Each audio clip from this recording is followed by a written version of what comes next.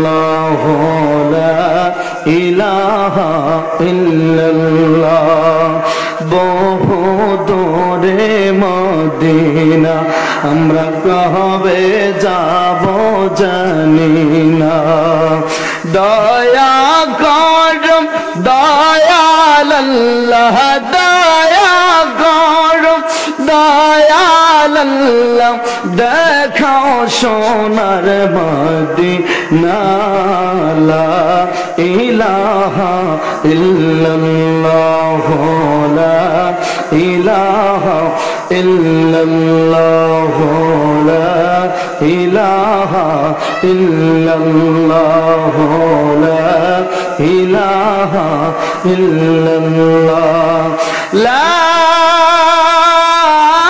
ইলাহা ইল্লাল্লাহ মুহাম্মাদুর রাসূলুল্লাহ সাল্লাল্লাহু আলাইহি ওয়াসাল্লাম বালাগাল উলা বিকামালিহি কাশাফাদ দুজা বিজামালিহি حسنت جميع خصاله صلوا عليه وآله अरबे मुखे मक्कार जमीन जिथाए आमिनार घर खुदार करुणाए कौसार होए जोर से बारंबार बलगलोला बिकमालिही कशफत दुजा बिजमालिही सुनत ज़मीन ख़िसालिही सल्लो अलैहि वालिहि ला इलाहा इल्लल्लाह मुहम्मदुर रसूलुल्लाह सल्लल्लाहु अलैहि वसल्लम मुअज़्ज़ज़ मोहतरम वाजिबुल इहतराम उपस्थित सामीन कराम उपस्थित আজকের চাঙ্গিনী মধ্যপাড়া সুন্নি জামে মসজিদ কর্তৃক আয়োজিত আজকের মাহফিলের সম্মানিত সভাপতি বীর মুক্তিযোদ্ধা জনাব মোহাম্মদ হাবিবুর রহমান সাহেব সভাপতি অত্র জামে মসজিদ আজকের মাহফিলে উপস্থিত রয়েছেন হযরতুল্লাহ মাওলানা জালালউদ্দিন আল কাদেরী সাহেব কিছুক্ষণ আগে মূল্যবান তাকরীর পেশ করেছেন আমরা সকলে বলি আলহামদুলিল্লাহ উপস্থিত রয়েছেন অত্র মসজিদের সম্মানিত খতিব মুকাররম হযরতুল্লাহ মাওলানা মুফতি হাফেজ কারি আমির হামজা নুরি সুন্নি আল কাদেরী সাহেব সহ দিগার হযরত উলামায়ে কেরাম মুরব্বিয়ানে আযম এই চাঙ্গিনী এলাকার আশেপাশের মুরব্বী বাবারা যুবক বন্ধুরা পর্দানিশিনা মামা বোনেরা স্নেহের কচিকাচারা মালিক জামাদেরকে পবিত্র মাহে রমজান শরীফে রোজা রেখে আজকের এই 18তম রমজানে রোজা রেখে আল্লাহর কোরআন থেকে আলোচনা শোনার জন্য মালিক যে আমাদেরকে কবুল করেছেন এজন্য মহান মালিকের দরবারে মহান মুনিব মহান সৃষ্টিকর্তার দরবারে কণ্ঠের আওয়াজ ছেড়ে শুকরিয়া তান সকলে বলি আলহামদুলিল্লাহ সাথে সাথে লাখ কোটি সালাত সালাম দুরূদ সালাম রহমতুল্লাহ আলামিনের দরবারে যতদিন আল্লাহ তাআলা আমাদের জবানের মধ্যে আওয়াজ রাখবেন কণ্ঠের মধ্যে আওয়াজ রাখবেন ততদিন যেন রহমতুল্লাহ আলামিনের দরবারে দুরূদ সালাম সালাত সালাম প্রেরণ করতে পারি মালিক যেন কবুল করে কণ্ঠের আওয়াজ ছেড়ে বলেন আল্লাহুম্মা আমিন সম্মানিত সুধী আমরা একটা সূরা নির্দিষ্ট করেছি সূরা ইউসুফ আমরা আলোচনা করব সূরা ইউসুফের আলোচনা আমরা শুনব নিজে আমল করব অন্যদেরকে আমল করার জন্য উৎসাহিত করব মাইকের আওয়াজ দূর দূরান্তে যাচ্ছে দূর দূরান্ত থেকে যিনারা মাইকের আওয়াজ শুনছেন কোরআন সুন্নাহর আলোচনা শুনবেন আমরা সকলে মাহফিলে এসে যাব, যতক্ষণ পর্যন্ত এই কোরআনের আলোচনা চলবে ততক্ষণ পর্যন্ত আমরা সকলে মনোযোগের সহিত শ্রবণ করব। মালিক যেন কবুল করে। কণ্ঠের আওয়াজ ছেড়ে বলেন আল্লাহুম্মা আমিন। সম্মানিত সুধী, আজকে প্রথম দিনে আলোচনা শুরু করতে আমাদের একটু দেরি হয়ে গিয়েছে। ইনশাআল্লাহ আগামী কাল থেকে বাদ জোহর থেকে আসর পর্যন্ত কোরআন সুন্নাহর আলোচনা চলবে। আমরা সকলে মসজিদে এসে জোহর নামাজ পড়ব, এর পরবর থেকেই আপনারা বসে যাবেন। ইনশাআল্লাহ কোরআনের আলোচনা চলতে থাকবে, আমরা সকলে মনোযোগের সহিত শ্রবণ করব। আল্লাহ তাআলা বলেছেন, ইযা কুরিআল কুরআনু ফাসতামিউ লাহু ওয়া আনসিতু লাআল্লাকুম তুরহামুন। হে বান্দারা, যখন কোরআনের আলোচনা তোমাদের সামনে হবে তখন তোমরা যদি মনোযোগের সহিত শ্রবণ করো, আমি আল্লাহ আমার রহমত বৃষ্টির মতো তোমাদের প্রতি নাজিল করব। কণ্ঠের আওয়াজ ছেড়ে বলেন সুবহানাল্লাহ। আসেন আমরা ডাইনে বামে না গিয়ে কোরআন শরীফের 12তম সূরা সূরা ইউসুফের আলোচনা করব। আল্লাহর হাবিব সাল্লাল্লাহু আলাইহি ওয়া আলিহি ওয়াসাল্লামের কাছে মিশরে আল্লাহর হাবিব সাল্লাল্লাহু আলাইহি ওয়াসাল্লামের কাছে কাফেররা, ইহুদিরা, নাসারারা এসে আল্লাহর হাবিব সাল্লাল্লাহু আলাইহি ওয়া আলিহি ওয়াসাল্লামকে প্রশ্ন করলো, ইয়া রাসূলুল্লাহ, আপনি তো নবী, আপনি যদি নবী হয়ে থাকেন তাহলে আপনার কাছ থেকে আমরা শুনবো কিভাবে সিরিয়া থেকে ইউসুফ আলাইহিস সালাম মিশরে গেল এবং কিভাবে তিনার বাবা, তিনার মা, তিনার ভাইয়েরা সিরিয়া থেকে মিশরে গেল, আবার কিভাবে মিশর থেকে সিরিয়ায় গেল, এই সম্পর্কে আপনার কাছে জানতে চাই। আল্লাহ হাবিব সাল্লাল্লাহু আলাইহি ওয়াসাল্লাম চুপ থাকলেন। কিছুক্ষণের মধ্যে জিবরাইল আলাইহিস সালাম কিছুক্ষণের মধ্যে জিবরাইল আলাইহিস সালাম আমার নবীর কাছে আসলো। কিছুক্ষণের মধ্যে জিবরাইল আলাইহিস সালাম পুরো কুরআন শরীফের সূরা ইউসুফ নিয়ে আমার নবীজি রাহমাতুল লিল আলামিনের কাছে এসে ধারাবাহিকভাবে সূরা ইউসুফ বর্ণনা করলো। আর আমার নবী সাহাবায়ে কেরাম সহকারে ইহুদিদের কাছে পুরা সূরা ইউসুফ ক্রমান্বয়ে শুনিয়ে দিলেন। জোরে সোরে বলেন সুবহানাল্লাহ। আসুন আমরা কোরআন শরীফ থেকে আলোচনা শুরু করিয়া দেই। আমার সাথে সকলে কোরআন শরীফ তেলাওয়াত করেন। আউযু বিল্লাহি মিনাশ শাইতানির রাজীম। বিসমিল্লাহির রাহমানির রাহিম। আলিফ লাম রা। তিলকা আয়াতুল কিতাবিল মুবিন। আওয়াজ দিয়ে বলেন আল্লাহু আকবার। কোরআন শরীফের অনেক জায়গায় আল্লাহ তাআলা ছোট্ট ছোট্ট শব্দ বলেছেন, ছোট্ট ছোট্ট কোরআন শরীফের আয়াত আল্লাহ তাআলা বলেছেন, যেগুলোর অর্থ মুফাসসিরিন কেরাম বলেছেন। যেমন কালামুল্লাহ শরীফের শুরুতে আলিফ লাম মিম আছে, আবার আলিফ লাম র আছে, আলিফ লাম মিম র আছে, কাফ আছে, নুন আছে, ইয়াসিন আছে, তাহা আছে। ছোট্ট ছোট্ট শব্দ আল্লাহ তাআলা কোরআন শরীফের অনেক সূরার শুরুতেই আল্লাহ তাআলা বলেছেন। ওলামায়ে কেরাম, মুফাসসিরিন কেরাম বলেছে এগুলোকে বলা হয় হরফে মুকাত্তার। এগুলোর অর্থ আল্লাহ জানে, যার কাছে আল্লাহ বলেছেন আল্লাহর বন্ধু জানে। আল্লাহু আ'লামু ওয়া রাসূলুহু বিমুরাদিহি। আল্লাহু ওয়া রাসূলুহু আ'লামু বিমুরাদিহি। আল্লাহ এবং তার রাসূলই এইগুলোর অর্থ ভালো করে জানেন। জোরে কোন সুবহানাল্লাহ। আল্লাহ তাআলা জানে, তার বন্ধু রহমত রাহমাতুল লিল আলামিন জানে যার কাছে চিঠি লিখেছেন এইগুলো গোপন গোপন চিঠি রে, এই চিঠিগুলো গোপন গোপন চিঠি। আল্লাহ তাআলা শর্ট শর্ট ছোট্ট ছোট্ট শব্দ ব্যবহার করেছেন। এই অর্থগুলো এই কথাগুলো অর্থ আল্লাহ জানে, তার বন্ধু জানে। আল্লাহ নিজে বললেন সূরা ইউসুফের শুরুতে আল্লাহ বললেন আলিফ লাম মিম আলিফ লাম রা, এগুলোর অর্থ আল্লাহ জানে, তার বন্ধুর কাছে জানাইছে। আমার নবী রাহমাতুল লিল আলামিন জানে। যেরকম সুবহানাল্লাহ।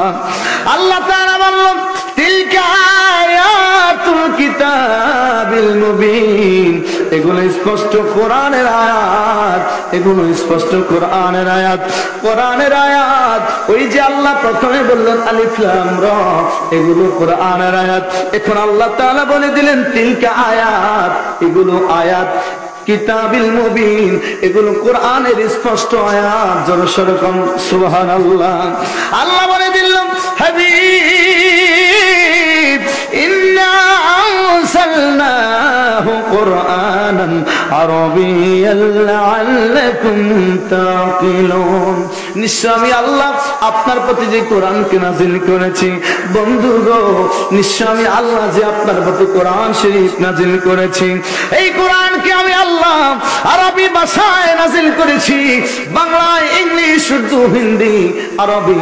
আল্লাহ তাআলা শুধুমাত্র অনেক ভাষা পৃথিবীর মধ্যে আছে, কোন ভাষায় কোরআন নাজিল হয় নাই, শুধুমাত্র আরবি ভাষায় আল্লাহ তাআলা কোরআন নাজিল করেছে। কেন জানেননি? যেন মানুষ বুঝতে পারে, যেন মানুষ বুঝতে পারে। আরবের মানুষেরা আরবি বোঝে। আরবের মানুষদেরকে যদি আল্লাহ তাআলা ইংলিশ ভাষায় কোরআন শরীফ নাজিল করে তারা বোঝে না। আরবের মানুষদের জন্য যদি আল্লাহ তাআলা হিন্দি ভাষায় কোরআন শরীফ নাজিল করেন তাহলে তারা বুঝবে না।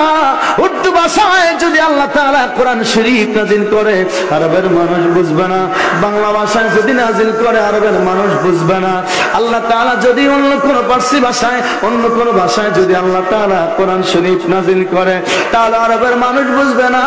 আল্লাহ তাআলা কোরআন শরীফের মধ্যে বলে দিল জগতের মানুষ, আরবের মানুষেরা না ইন্না আরসালনাহু কুরআনান আরাবিয়ান লাআল্লাকুম তাকিলুন, আমি আল্লাহ এই কোরআনকে আরবি ভাষায় নাজিল করেছি, আরবি ভাষায় কোরআনকে নাজিল করেছি যেন আরবের মানুষ সহজে বুঝতে পারে।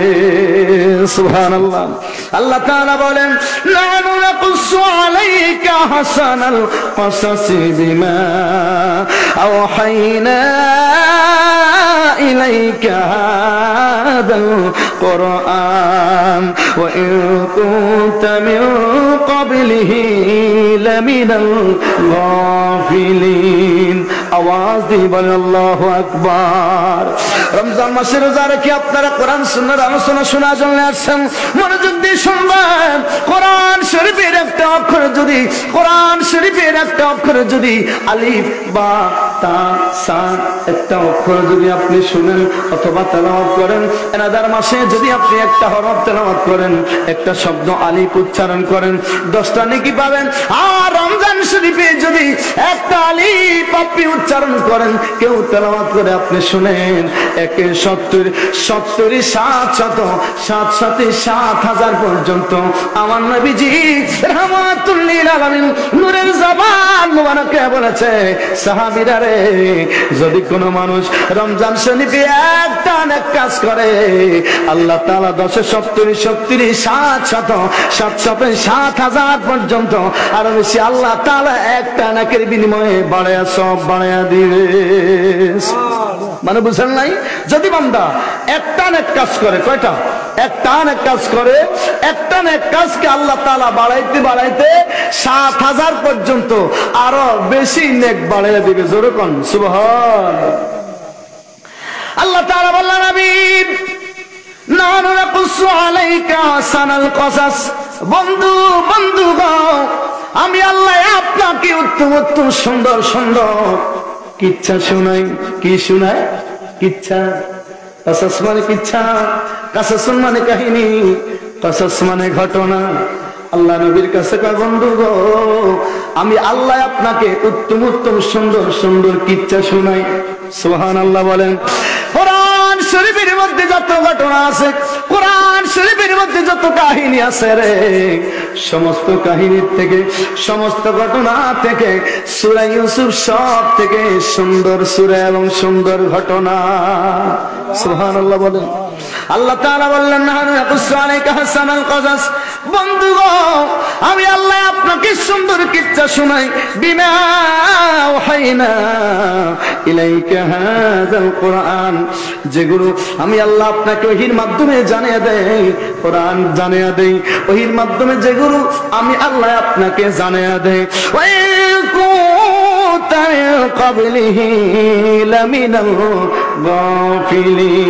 ইতিপূর্বে যারা আপনাকে প্রশ্ন করেছে তারা মনে করেছে আপনি জানেন না, আপনি এইগুলো সম্পর্কে জানা নাই। বন্ধু গো, যদিও আপনি তাহাদের সাথে আছেন, কিন্তু আমি আল্লাহ আপনাকে সব কিছু জানিয়ে দিচ্ছি। সুবহানাল্লাহ। আল্লাহ তাআলা বললেন, বন্ধু আপনি স্মরণ করেন ওই সময়ের কথা, কখন যখন إذ قال يوسف لأبيه يا أبت إني رأيت 11 كوكبا والشمس والقمر رأيتهم لي ساجدين। الله أكبر বলেন। আজকে কিন্তু আমরা আলোচনা বেশি লম্বা করতে পারবো না, যতক্ষণ পর্যন্ত আজকে আলোচনা হবে। এরপর থেকে আমরা আবার আগামীকাল শুরু করবো। অতএব আপনারা আগামীকাল যত সময় আসবেন ইনশাআল্লাহ বলেন, ইনশাআল্লাহ আরেকবার বলেন ইনশাআল্লাহ।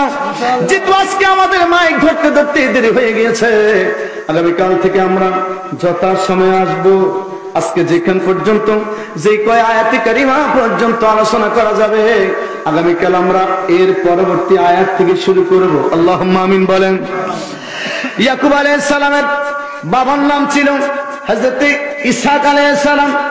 ইসহাক আলাইহিস সালামের বাবার নাম ছিল হযরত ইব্রাহিম আলাইহিস সালাম। সুবহানাল্লাহ বলেন। হযরত ইউসুফ আলাইহিস সালামের আরো 11 ভাই ছিল। ইউসুফ আলাইহিস সালামের বাবার নাম ছিল হযরত ইয়াকুব আলাইহিস সালাম, যিনি ছিলেন নবী। তিনি ছিলেন কি? নবী। ইয়াকুব আলাইহিস সালাম ছিল নবী, তিনার সন্তান ইউসুফ আলাইহিস সালাম ছিল নবী, নবীর ঘরে নবী। ইয়াকুব আলাইহিস সালামের বাবা ইসহাক আলাইহিস সালামও ছিল নবী। ইসহাক আলাইহিস সালামের বাবা ইব্রাহিম আলাইহিস সালামও ছিল নবী। সুবহানাল্লাহ বলেন। সামনে তিনাদের কথা আসবেন। ইউসুফ আলাইহিস সালামের বাবা, ইউসুফ আলাইহিস সালামের বাবা ইউসুফ আলাইহিস সালামকে অর্থাৎ ইয়াকুব আলাইহিস সালাম তিনার 12 সন্তানের মধ্যে একেবারে 11 নম্বর সন্তান ইউসুফ আলাইহিস সালামকে বেশি ভালোবাসতো। 12তম সন্তান হযরত বুনিয়ামিন। ইয়াকুব আলাইহিস সালামের বিবি মারা যাওয়ার পরে, আগের বিবিরা মারা যাওয়ার পরে ইউসুফ আলাইহিস সালামের মাকে বিয়ে করালেন।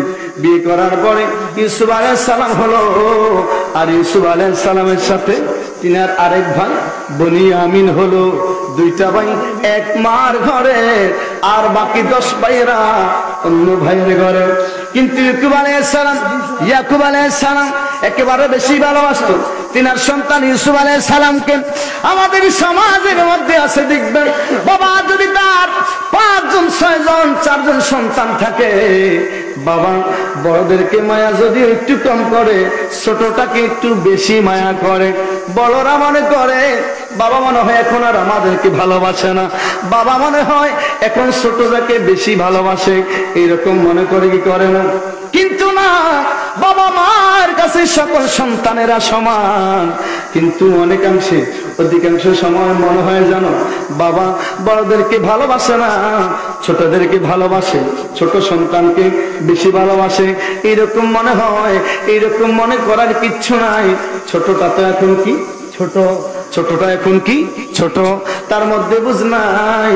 যার কারণে বাবা বড় তো বড় হয়ে গেছে, তাহাদের বুঝ তাহাদের ভিতরে আছে। এখন আর তাহাদেরকে কোলে নিতে হয় না, কমলা চিবাইয়া খাওয়াই দিতে হয় না। ছোটরা তো ছোট, যার কারণে বাবা ছোটরাকে বেশি ভালোবাসে, বেশি আদর করে, এইরকম মনে হয়। ঠিক কিনা বলেন? বাবা কিছু বলতেছেন? সময় নির্ধারিত, আমরা 30 মিনিট পর্যন্ত বলবো।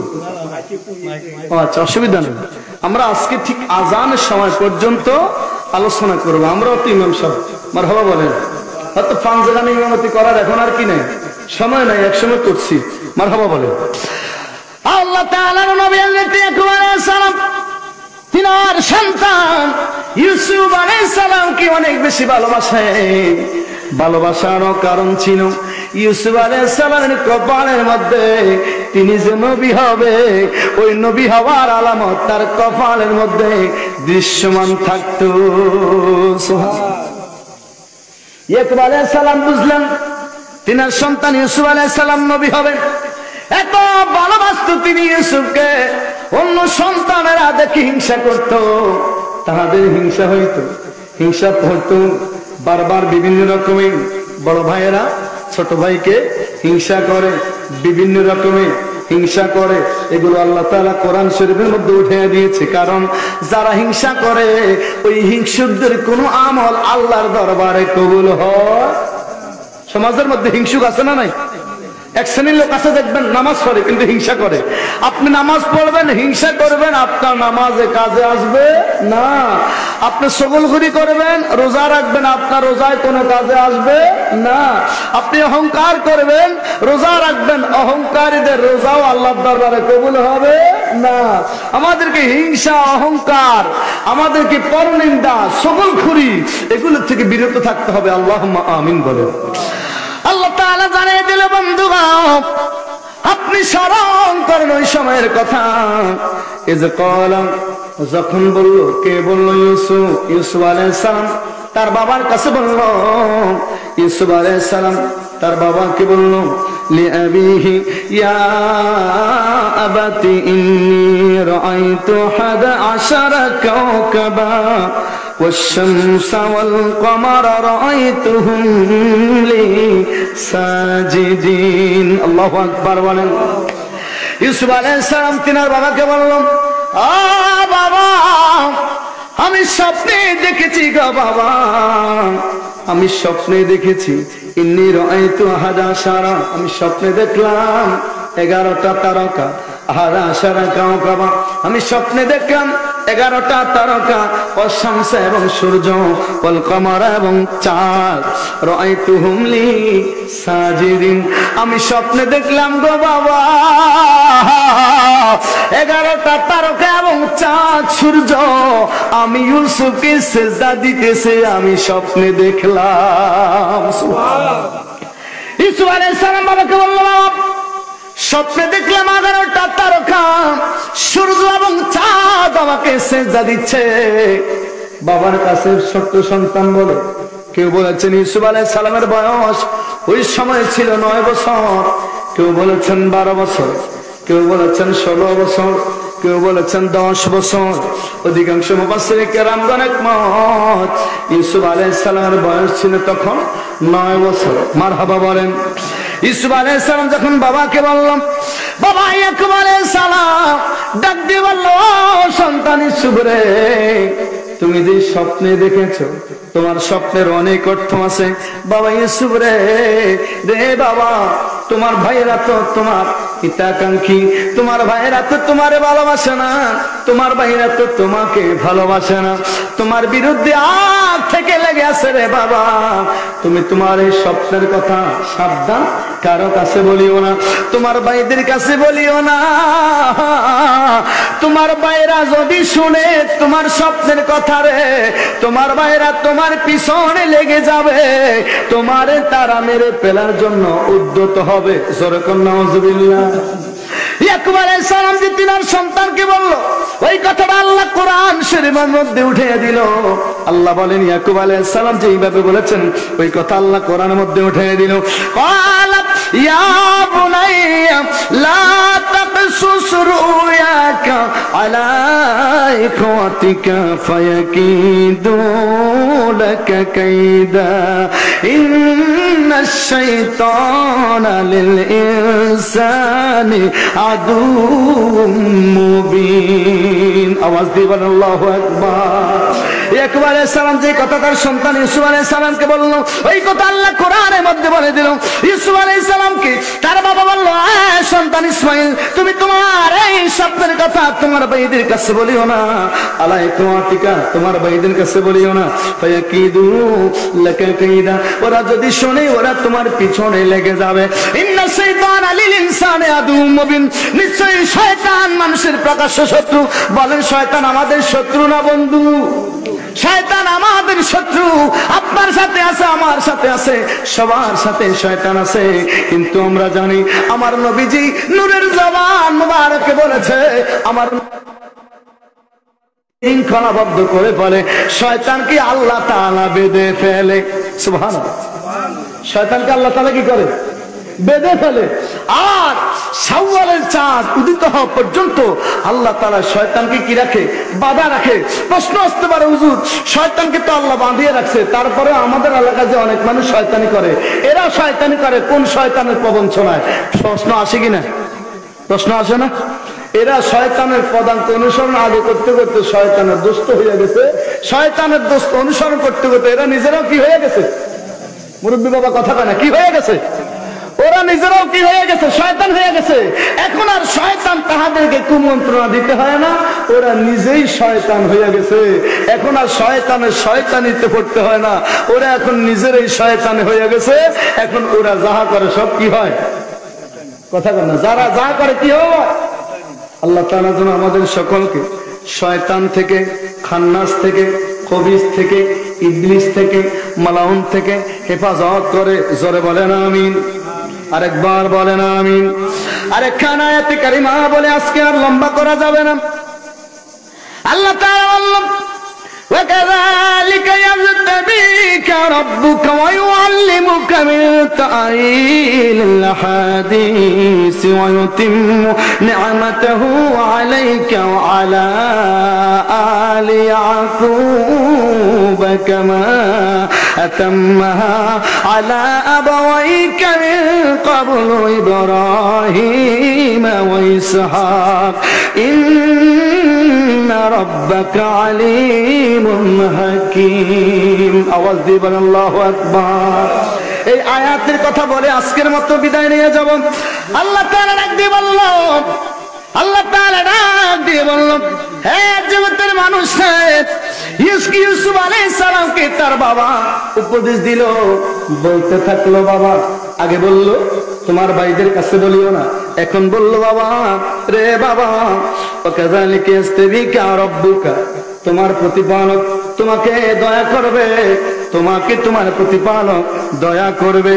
ও তোমার প্রতিপালক ওই আল্লিমুকা, তোমাকে ইলম দান করবে, মিন তাআইলিল হাদিস, তোমাকে স্বপ্নের ব্যাখ্যা প্রদান করার মতো শক্তি আল্লাহ তাআলা তোমাকে দান করবে।